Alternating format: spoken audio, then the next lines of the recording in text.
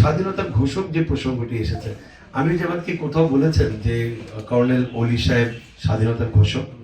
আপনারা কেউ শুনেছেন? কিন্তু বলেননি।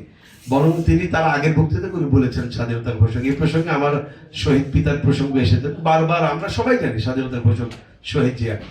আমি যেমন বলেছেন উই রিভল্ট, এই কথাটি বলেছেন কর্নেল অলি, কিন্তু এই কথাটিকে টুইস্ট করে বিকৃত করে সোশ্যাল মিডিয়াতে এক ধরনের প্রচারণা চালানো হয়েছে এবং প্রচারণা চালিয়ে মানুষকে বিভ্রান্ত করার একটা চেষ্টা করা হয়েছে। এটা আমরা প্রতিবাদ জানাই। আমরা স্পষ্ট করে বলছি, অবশ্যই আমরা প্রত্যেকে বিশ্বাস করি যে স্বাধীনতার ঘোষণা শহীদ রাষ্ট্রপতি জিয়াউর রহমান দিয়েছেন, কিন্তু আমি যেমন এখানে কোনো ভুল বলেনি।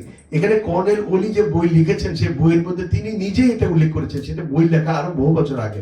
বিএনপি কিংবা বিএনপির বন্ধু সংগঠন যারা এখন প্রতিবাদ করছেন, তারা কিন্তু তার লেখাটা প্রতিবাদ করেননি, আমি যদি আমাদের বক্তব্যের প্রতিবাদ করছি। তো এটাতে স্পষ্ট বোঝা যায় যে এটি রাজনৈতিক উদ্দেশ্য প্রণোদিত। সো এই সব বিষয়ে রাজনীতি না করে আমরা একটা সুষ্ঠু স্বাভাবিক গণতন্ত্র প্র্যাকটিস করি, এটি সকলের কাছে প্রত্যাশা।